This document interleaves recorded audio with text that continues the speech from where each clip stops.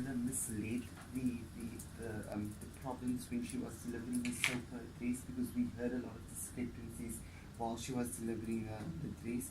And also, do you feel hopeful in the Western Cape now? Because we've seen all this well, I wouldn't say corruption, but all these dirty tricks the DA has been unleashing. We've seen what they've done with British the law. We've seen, how they've treated, people on the Cape Flats. Are you guys hopeful that you would perhaps win in the Western Cape? Look, I think the ANC will remain modest, and then Lionel will accuse me of being too modest. But the fact of the matter is, just take the DA's logic. They contest how many people were outside. The police tell us we've had in excess of 1,000. We had transport for almost 2,000. They are saying there were 200 or 300. I want to ask the question, how could 300 people, assuming that they're right, how could 300 people piss on their parade?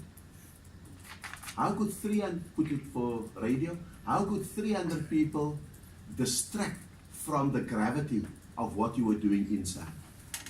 So that for me is really a fundamental underpinning of the numbers debate. I will take their 300, but then they must explain why they were so fundamentally derailed by 300 people outside of the legislature. The second thing is, of course she must let that. That's why we had the real state of the province outside.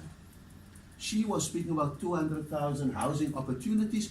We had Reiterbach, Scottsdene, Sipalo, all people of all colors saying why they are not getting houses, and in fact why they are being evicted. So that's clearly an issue of misleading. She didn't speak at all about calling for the army and the commission of inquiry. She tried to run and make as if the anti-gang unit was their idea when we all know it wasn't. And so I think that there's a clear case that she was being misled, but if the ANC had called her out, we would have been accused of politicking. And that is why we let citizens call her out, who were outside the legislature. Mr.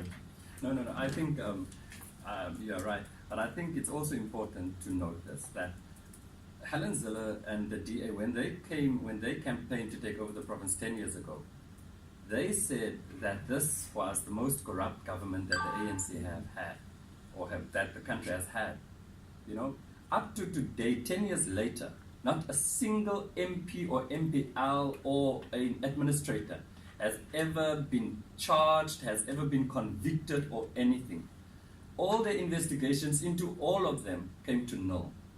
The Western Cape has always been, even under the ANC, the best front province. We've always had nationally the most clean audits for our municipalities, for our government departments.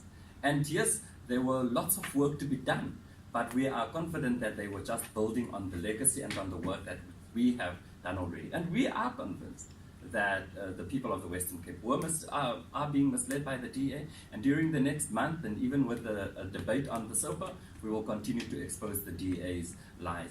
Another thing that we've discussed here is that if you listen to Helen Zille's State of the Province, it was almost as if the province is closing down on Monday, because she was just telling us what happened over the last 10 years. She could not once tell us what is going to happen in the next 5 years or in the next 2 months. Why? Because the DA has not even finalized the manifesto yet. They don't even know what they are going to do, despite the fact that she is announcing, despite the fact that she had the SOPA. We could not read in the 17 pages that we've printed what is going to happen in future. We only heard what happened over the last 10 years. Can I just add one last thing to it? It's very instructive. And we've had a cursory listen to Helen Zille's State of the Province address. She interrupted herself 13 times to respond to what was happening outside. Go through that thing. Our numbers may be wrong, but a premier who delivers a State of the Province address and has to interrupt herself 13 times to be distracted by the real state of the province to try and correct us outside. No, it's not 6,000, it's 3,000. That is a premier bereft of a vision, trying to cling to her legacy, to erase her immigrants, her inkomers, and her colonialism defenses. It is sad that a Helen Zille has to go down in history for the reasons it obliterates whatever she did with Steve Biko, or claims to have done with Steve Biko, is forever erased by her staunch defense of colonialism. And that, I think, is the epitaph for the Helen Zille's premiership and public life. I just want to find out the response from the ANC regarding the statement from the Speaker of the Provincial Legislature that she's going to launch an investigation or inquiry following the alleged threats that were done by members of the ANC towards Prof. Marie on Friday. Look, I think that, as I said, this is sad that Helen Zille has to turn her husband into a victim to salvage her speech. They can go through the motions of investigating it, and we'd welcome it, because the impression they gave was that the man was assaulted. There was no such assault. The impression they gave that he's a weakling, sitting there all vulnerable and being accosted by the ANC. That's not the Johan Marie we know. He must be so embarrassed to be roped into this campaign in this way, portrayed by them as a weakling. He gave as good as he got.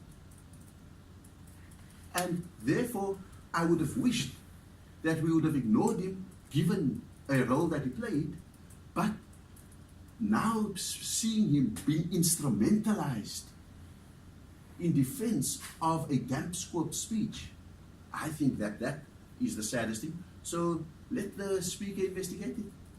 Like all the investigations, it will go nowhere. And finally, I just want to find out, you just mentioned that the good movement is not a threat to the ANC.